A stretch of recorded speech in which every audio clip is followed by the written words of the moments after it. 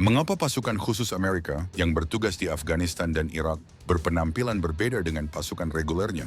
Seperti berambut gondrong, berkumis, memelihara janggut, dan beberapa orang bertopi jenis baseball cap saat bertugas? Jika teman-teman bertanya seperti itu, berarti Anda punya pengamatan yang tajam. Berikut beberapa foto atau video penampilan pasukan khusus Amerika, Inggris bahkan TNI ketika di wilayah operasi militer. Foto ini merupakan seorang anggota pasukan khusus tingkat 1 Amerika.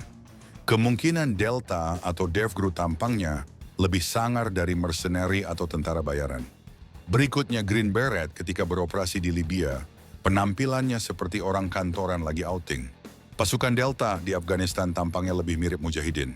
British SAS di Gurun Afrika Utara sewaktu Perang Dunia Kedua lebih mirip tampang milisi-milisi Arab Revolt. Sandi Yuda Kopassus di Timur Timur. Sulit untuk membedakan mana Kopassus dan mana kelompok milisi.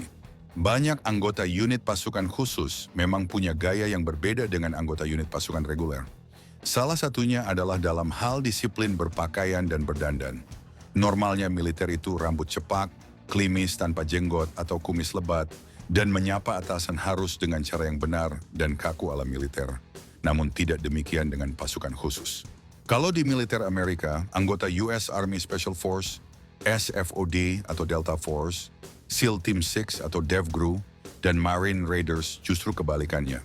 Mereka penampilannya biasa saja tidak cepak, beberapa ada yang gondrong, jenggot cambang kemana-mana, selengean, dan mereka lebih rileks ke atasan mereka, atau perwira di kesatuan yang pangkatnya lebih tinggi. Di militer Inggris seperti SARS dan SBS juga seperti itu. Anggota SARS memanggil komandan mereka dengan sebutan bos. Di Indonesia, yang saya tahu hal ini diterapkan di Kopassus. Saya kurang tahu apakah Denjaka juga menerapkan hal yang sama? Seharusnya iya.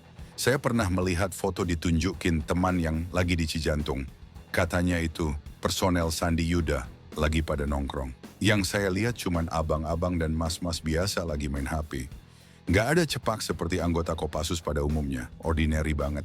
Tidak hanya itu, anggota Delta, DevGru, SAS, dan SBS bisa punya senapan yang dimodifikasi sesuai selera pribadi. Hal ini haram hukumnya di militer reguler. Dengan perekrutan yang super ketat dan misi-misi yang sulit tapi punya tradisi yang longgar begini, tidak heran personel pasukan khusus jadi terlihat seperti the coolest guys on the planet oleh personel militer biasa. Kembali ke pertanyaan, kenapa pasukan khusus diberi kelonggaran begini?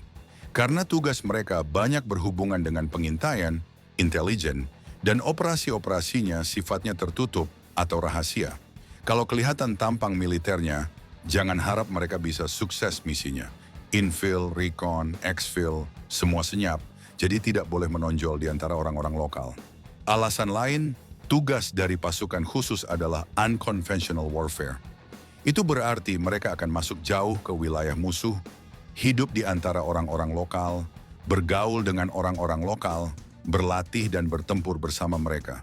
Bagaimana mereka bisa bergaul akrab kalau gaya hidupnya sangat militer, tanpa menghargai budaya dan gaya hidup lokal? Untuk referensi, saya rekomendasikan buku dan film berikut ini.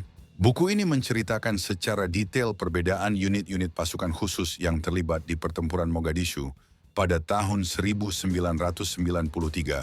termasuk bagaimana pandangan anggota Rangers yang masih hijau-hijau itu terhadap anggota Delta. Untuk lebih detail, coba nonton filmnya agar bisa terlihat dan membedakan yang mana Rangers dan mana Delta. Ada adegan di mana personel Rangers mengantri. Anggota Delta yang umurnya juga lebih tua dari personel Rangers nyerobot antrian, prasmanan sambil nenteng senapan modif mereka tanpa pengamannya dikunci. Anggota Rangers potongan rambutnya semua cepak, sementara Delta rambutnya sama sekali nggak militer. Film tentang Green Beret ketika beroperasi di Afghanistan. Untuk DevGru, coba nonton film ini, film seri tentang US Navy SEALs Team 6, atau DevGru yang cukup akurat memperlihatkan seperti apa anggota DevGru itu. Untuk Delta Force, teman-teman juga bisa membaca buku ini. Untuk Kopassus, coba baca buku sejarah Kopassus. Referensi dan naskah video ini diambil dari tulisan Mas Rufus Panjaitan di Quora, namun sedikit saya edit.